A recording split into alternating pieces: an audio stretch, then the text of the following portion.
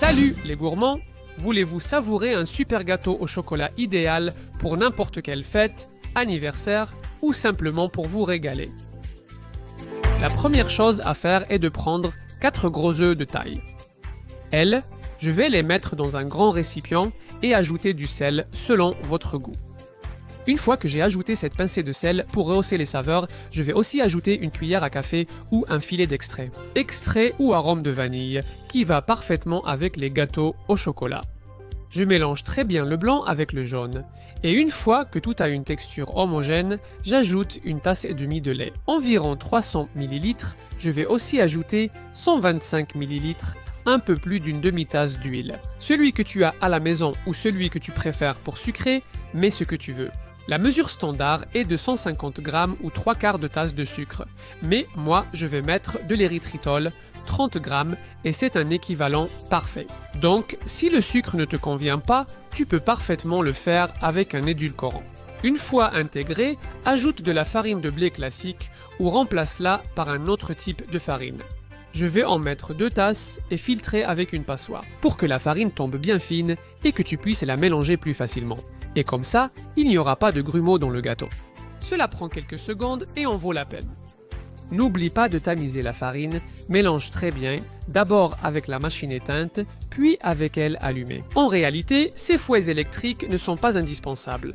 On peut même utiliser une cuillère à thé. Nous allons aussi ajouter 2 bonnes cuillères de cacao en poudre pure pour lui donner ce goût puissant de chocolat. Et je le fais aussi à travers le tamis, pour que ça fasse comme tout à l'heure, que tous les petits grumeaux disparaissent et que ça se mélange en un clin d'œil.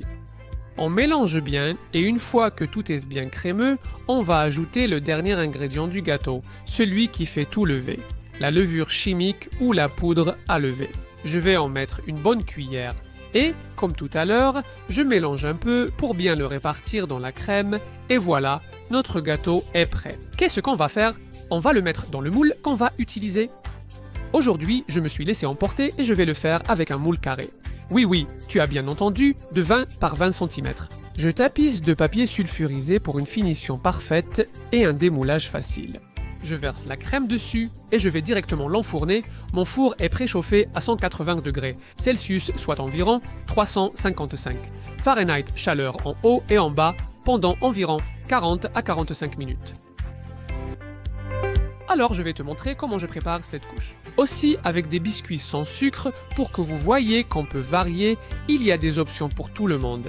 Et sinon, eh bien avec des biscuits classiques. Ce n'est pas grave.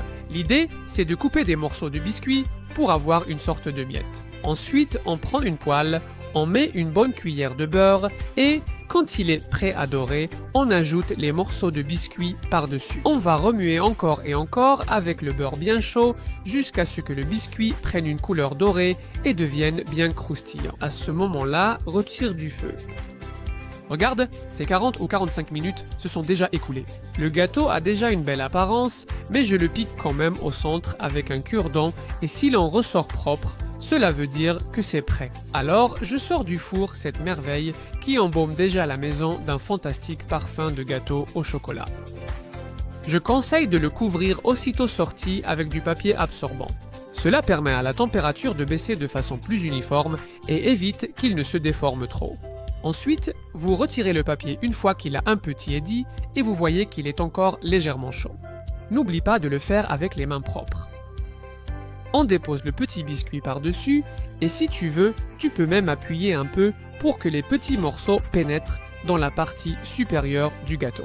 Ça, c'est selon tes préférences, l'important c'est de bien répartir. Et pour la couche de chocolat, c'est très facile. Tu verses à nouveau une tasse et demie de lait dans une casserole, tu ajoutes un filet de vanille pour donner un petit plus de saveur et un épaississant. Moi, j'aime utiliser de l'agar-agar, mais si tu n'en as pas, tu peux utiliser n'importe quel autre épaississant, de la maïzena à la gélatine. Celui-ci fonctionne ainsi.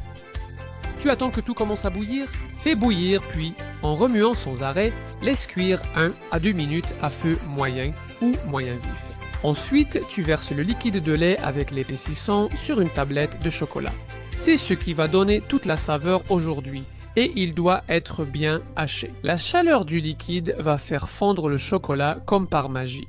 Donc, tu vas devoir remuer jusqu'à obtenir un liquide homogène quand tu verras que le chocolat est complètement dissous. Tu pourras lui ajouter une touche brillante. Avec un peu de beurre, à peu près un tiers de tasse, moi je mets environ 65 grammes. Il suffit de déposer le morceau au centre et de le faire tourner. En profitant de la température du chocolat, tu remarqueras que le beurre fond, c'est de la vraie magie. Si tu as trop traîné et que ça refroidit, mets-le quelques secondes au micro-ondes pour le réchauffer. Mais bon, ça c'est une astuce dont tu n'as besoin que si tu dépasses le temps. À la fin, une petite crème comme celle-ci, idéale pour la prendre et la mettre ici dans le moule où nous avons le gâteau super chocolat sans sucre, les biscuits toastés sans sucre et l'envie de se régaler. Allez, verse le chocolat dessus, puis bouge le moule pour que ça se répartisse uniformément, voilà, sur toute la surface. Remue un peu et il n'y a plus qu'à attendre. Tu peux déjà la mettre de côté et si tu veux, même au réfrigérateur jusqu'au moment de servir. Si tu veux, tu peux préparer ce gâteau la veille de la fête sans aucun problème. Et ensuite, tu profites de la nuit et tu dors un peu avec ton oreiller pour réfléchir à comment tu vas le décorer. Tu peux mettre ce que tu veux dessus, même si, pour être honnête, une décoration très simple lui va super bien. On va retirer du moule et ce papier sulfurisé dont je t'avais parlé, qui allait sur le bord quelques petites fraises pour décorer et je pense que je ne vais rien mettre d'autre. Elle est élégante toute seule, regarde comme elle est belle, et cette découpe ne me dit pas que tu n'as pas envie de faire ça, de prendre un bon morceau dans l'assiette et de te régaler. J'espère que tu auras envie de préparer cette merveille, je suis sûr qu'à la maison, ils vont t'applaudir. Gâteau au chocolat sans sucre, que des avantages, délicieux, regarde, regarde, regarde, regarde, quelle allure, un gâteau au chocolat magnifique, précis, et délicieux. Tu le coupes en parts et toute la famille en profite. Authentiquement merveilleux, décore comme tu veux et profite d'un gâteau qui va sûrement faire un carton. Idéal par exemple, comme dans mon cas, pour un anniversaire.